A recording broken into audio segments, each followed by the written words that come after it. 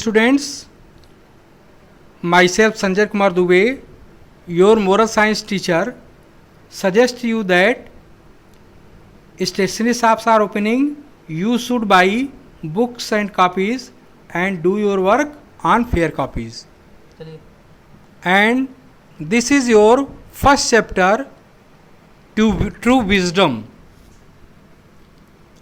Memory is the mother of all wisdom. Long time back, there lived a merchant in a small town. He had been very hard working and thus he had earned a lot of fame and money.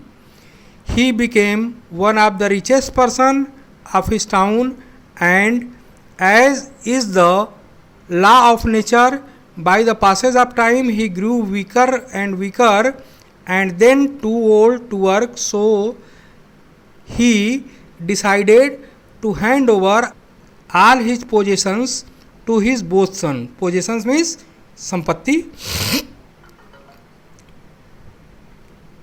The merchant was a man of wisdom, so he did not act upon the common advice given by the people to divide his property between his two sons. Instead, he made up his mind to give it all to the one who proved himself to be cleverer than the other. Now the task before him was to find out which of the two sons was cleverer. An idea struck his mind. He called his sons in their sitting room and said, "Here are 20 rupees. I want both of you to take 10 rupees each and go to the market separately to buy something which will fill our house. You are not supposed to spend more money than I have given. I expect you to complete the business by the fall of night." The two sons looked at their father in great surprise and put a question to themselves: how can there be anything which we can buy to fill our house only with 10 rupees? But the sons were insisted upon to pick up the rupees and go for the same. So either young man took up a 10 rupee note and went out in different directions.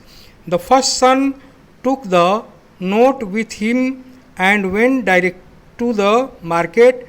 There he tried to find out a thing which could serve his purpose, but he failed in finding out any such things.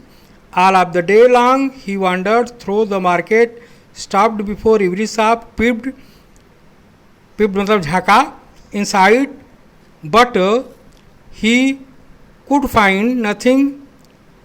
He became certain that Ang had gone with his father surely. Thinking so, he made up his mind to give up the search.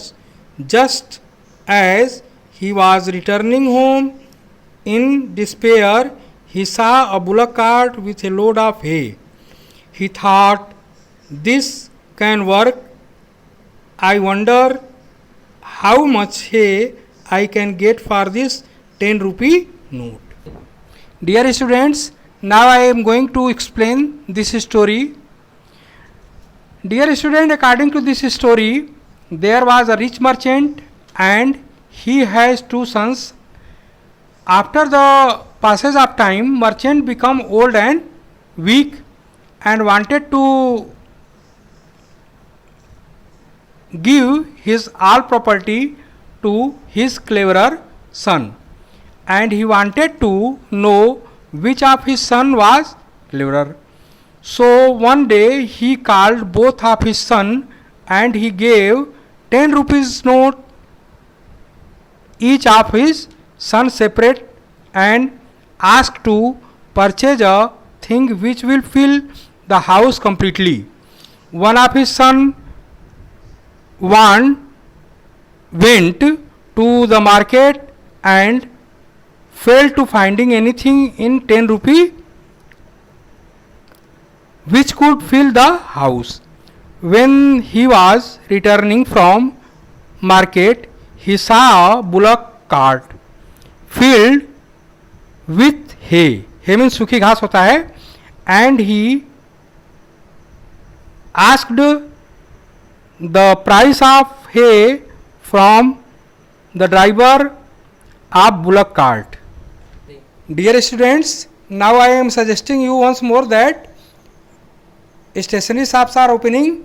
You should buy books and copies and do your homework on your fair copies.